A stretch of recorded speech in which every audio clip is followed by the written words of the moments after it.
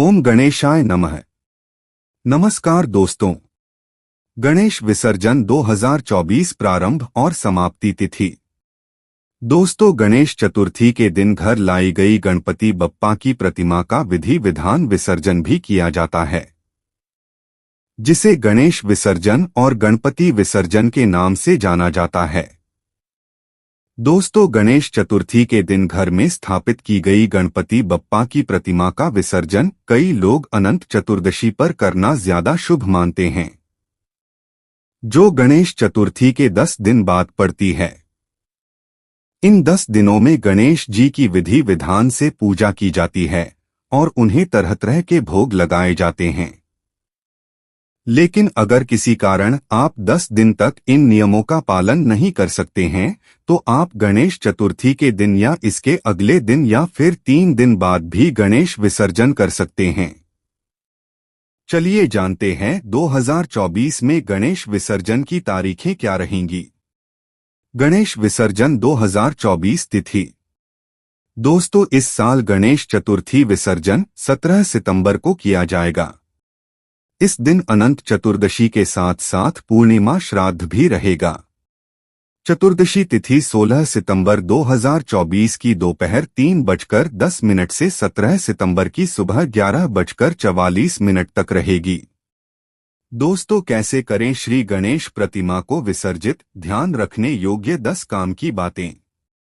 10 दिन श्री गणेश प्रतिमा हमारे घर में विराजित रही और अब उनकी विदाई होगी।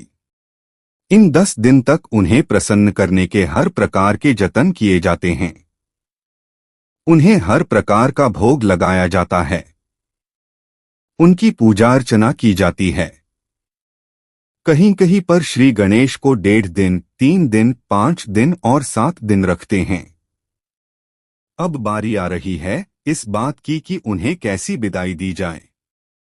परंपरा अनुसार कहा जाता है कि श्री गणेश प्रतिमा को उसी तरह विदा किया जाना चाहिए जैसे हमारे घर का सबसे प्रिय व्यक्ति जब यात्रा पर निकले तब हम उनके साथ व्यवहार करते हैं। आइए जानें कैसे करें श्री गणेश प्रतिमा की विदाई।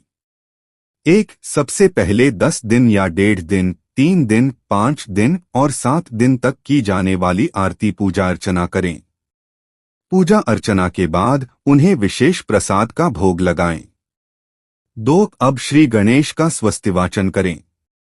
3. एक स्वच्छ पाटा लें। उसे गंगाजल या गौमूत्र से पवित्र करें। फिर घर की स्त्री उस पर स्वास्तिक बनाएं।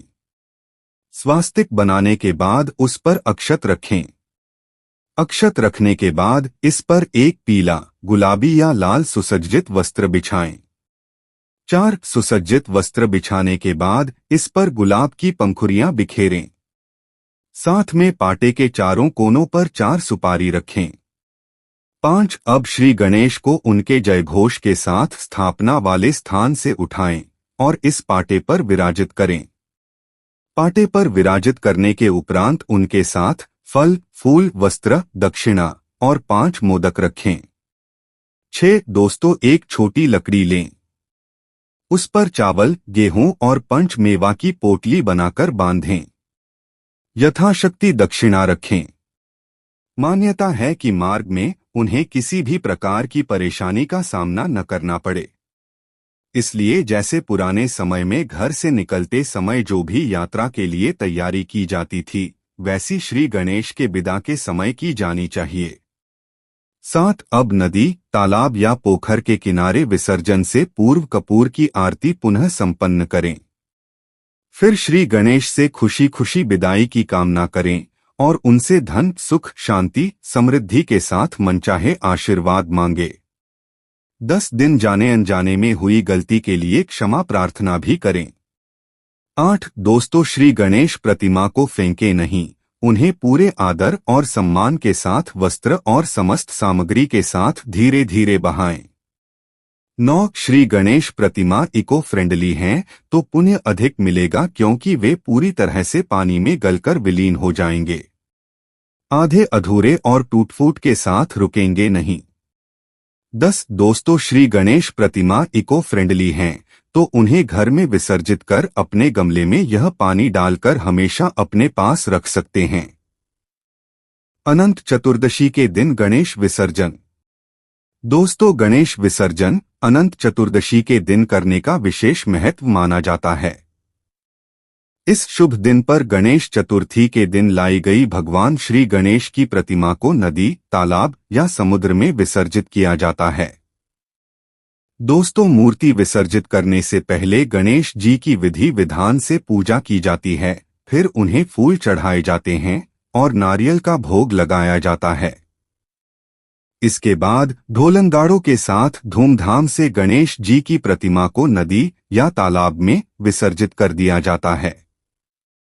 कुछ लोग अनंत चतुर्दशी को गणेश विसर्जन न करके गणेश चतुर्थी के तीसरे, 5वें या 7वें दिन ही गणेश विसर्जन कर देते हैं।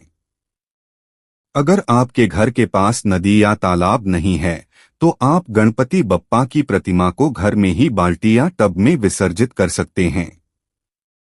गणेश विसर्जन की प्रक्रिया।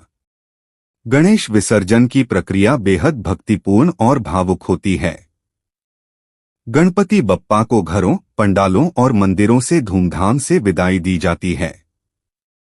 विसर्जन के लिए गणेश प्रतिमाओं को नदी, तालाब या समुद्र में विसर्जित किया जाता है। ऐसा माना जाता है कि गणपति जल के माध्यम से अपने लोक में वापस चले जाते हैं। विसर्जन के दौरान विशेष मंत्रों का उच्चारण किया जाता है, जैसे गंगे च यमुने चैव गोदावरी सरस्वती, नर्मदे सिंधु कावेरी जलेस्मिन् सन्निधि कुरु। यह मंत्र जल में देवताओं की उपस्थिति की प्रार्थना करता है, जिससे विसर्जन की प्रक्रिया शुद्ध और पवित्र मानी जाती है। शुभ मुहूर्त और सावधानियां। दोस्तों, श्री गणेश विसर्जन के लिए अनंत चतुर्दशी के दिन का शुभ मुहूर्त बेहद महत्वपूर्ण होता है।